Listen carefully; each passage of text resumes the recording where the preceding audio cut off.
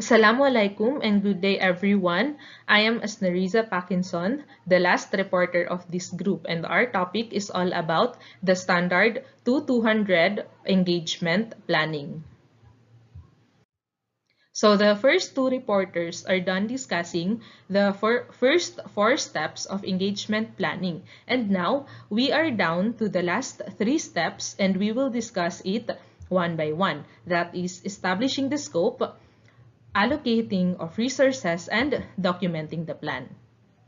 So the step 5 is establishing engagement scope. So the scope of the audit engagement can be determined once the risk-based objectives have been formed. So because an engagement generally cannot cover everything, internal auditors must determine what will and will not be included.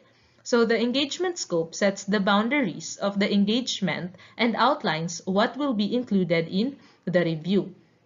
So internal auditors must carefully consider the boundaries of the engagement to ensure that the scope will be sufficient to achieve the objectives of the engagement. So the scope may define such elements as the specific processes or areas, geographic locations, and time period. Time period refers to the point in time, fiscal quarter, or calendar year. So the scope will be covered by the engagement given the available resources. So internal auditors must carefully consider the breadth of the scope to ensure that it enables timely identification of reliable, relevant, and useful information to accomplish the identified engagement objectives. So under establishing engagement scope, we have what we call assurance engagement scope and consulting engagement scope, and we will further discuss this on the following slides. So first is the assurance engagement scope. So when determining the scope of an assurance engagement, it is helpful for internal auditors to review the engagement objectives to ensure that each objective can be accomplished under the established parameters. So internal auditors must use sound professional judgment based upon relevant experience or supervisory assistance. So they must also consider relevant systems, records, personnel, and all physical properties. Why? To ensure that the scope is sufficient to meet the engagement objectives and that it aligns with the organization's annual internal audit plan. So, internal auditors should also consider how legal factors may affect the engagement scope and approach as well. Pending or imminent litigation and cases of non-compliance should also be considered. So, for example, if the organization or area under review has non-disclosure agreements with third parties, then the organization may be required to notify regulatory authorities before starting the engagement. So the following is the list of possible inclusions and exclusions for the scope of an accounts payable assurance engagement. First, expenses. That includes operational, travel, supplies, personnel, or corporate. Second, personnel, whether executive or management. Third, locations, whether corporate office, operational locations, or countries. Fourth, time frame, whether current, previous, month, quarter, or year. Fifth, materiality, and lastly, systems. So the following is an example of an engagement scope for the aforementioned accounts payable assurance engagement.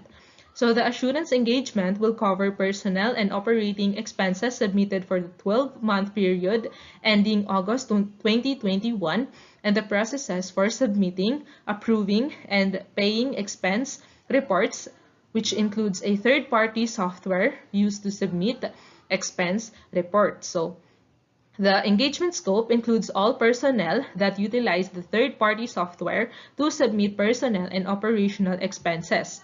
So the engagement will also include a compliance review with the organization's expense policy. So if the assurance engagement scope is limited in any manner, or if access to necessary sources of information is restricted, then internal auditors must disclose these situations to senior management or the board. So such situations would be considered impairments to internal audit independence. So while performing the engagement, internal auditors may gain new information that requires the engagement scope to be modified. So for example, if a subsidiary is being closed and liquidated, then the scope of the engagement may change to exclude the affected location and include a different subsidiary instead. So similarly, if a process has changed recently, then internal auditors should consider whether the process remains in scope. For example, if it should still be included in the current engagement or whether the change warrants a separate view. So in such cases, internal auditors may choose between first, shift the engagement focus to provide assurance over the new process. Second, incorporate the new process into the annual internal audit plan. And lastly, perform a separate consulting engagement. So once an assurance engagement has begun, any modifications to the work program, including any changes to the scope, must be approved. Additionally, if significant consulting opportunities arise during the assurance engagement, then internal auditors should consider whether a separate consulting engagement is warranted. If so, a specific written understanding as to the objectives, scope, respective responsibilities, and expectations should be reached, and the results of the consulting engagement should be communicated in accordance with the consulting standards. So next, let's move on to consulting engagement scope. So the scope of a consulting engagement is designed to satisfy the expectation of the engagement client.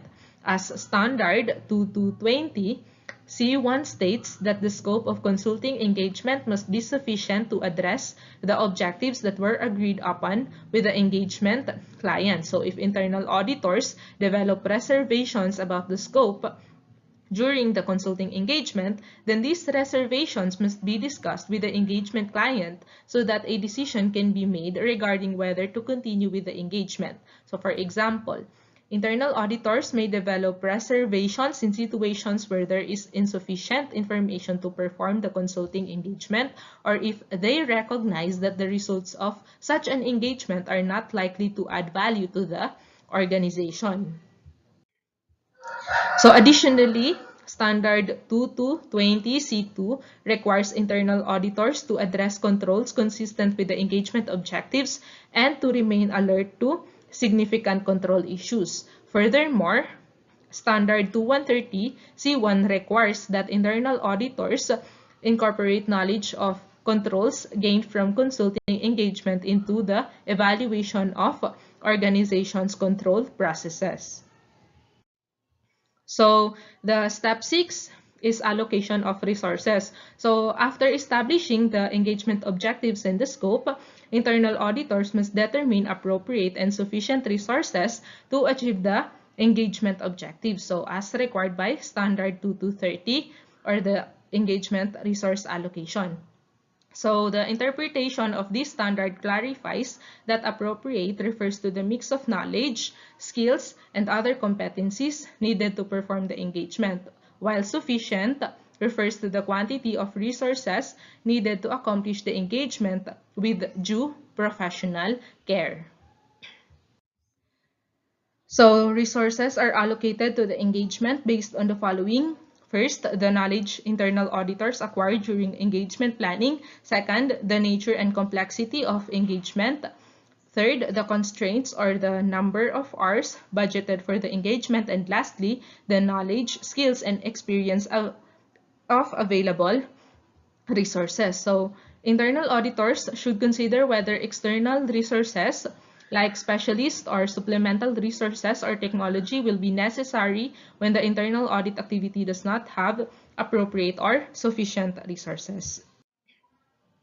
So lastly, documenting the plan. So this is the last step of engagement planning. So during planning, internal auditors document information in engagement work papers. So this information becomes part of the engagement work program that must be established to achieve the engagement objectives as required by Standard 2240 or the engagement work program. So the process of establishing the engagement objectives and scope may produce any or all of the following work papers. That is, first, process map; second, summary of interviews and brainstorming sessions; third, preliminary risk assessment, for example, risk and control matrix and heat map; fourth, rationale for decisions regarding which risk to include in the engagement; and lastly, criteria that will be used to evaluate the area or process under review, which is required for assurance engagements according to Standard 2210. So the Chief Audit Executive or the designated engagement supervisors should review all work papers to confirm the information if the information is complete and accurate. So a supervisory review of the document should verify that the engagement objectives and scope reflect the results of the preliminary risk assessment and that evaluation criteria have been identified or developed. So for an assurance engagement, the work program must be approved before it is implemented. So in contrast, the requirements for consulting engagement work programs depend upon the nature of the engagement. So in addition, the results of the preliminary risk assessment, the engagement objectives, and the engagement scope should be discussed with management of the area or process under review and key stakeholders across the organization, like the risk and compliance managers, the chief risk officer, and senior management. So such discussions provide an opportunity for all parties to mutually understand the results of the engagement level risk assessment, to confirm the risk and control relevant to the engagement, and to understand their place in the organization-wide risk assessment if appropriate. So discussions should include assurance that key personnel and resources will be available during the engagement. So such information may also be communicated to the board. Okay, so planning memo. Internal auditors may create an engagement planning memorandum to communicate the objectives, scope, and timing of the engagement. So the planning memo provides an opportunity for internal auditors to ensure that management of the area or process under review understands and supports the engagement plan. So if management disagrees with any elements of the plan, then internal auditors can either make adjustments or document the rationale for why the engagement will not be modified despite management's disagreement. So a planning memo may also help internal auditors communicate the engagement to other internal auditors and the board. So documentation of the plan and management's feedback is often incorporated into the engagement work papers. Finally, through planning and documentation are not only necessary for conformance with the standards, but are also crucial steps that enable internal auditors to prepare for and perform successful engagements, because not every risk can or should be included in a single engagement. So proper planning helps internal auditors focus their efforts on the most significant risk in the area or process under review. So I think that would be all for our report. In behalf of Group 7, thank you for watching. I hope you learned something from our report.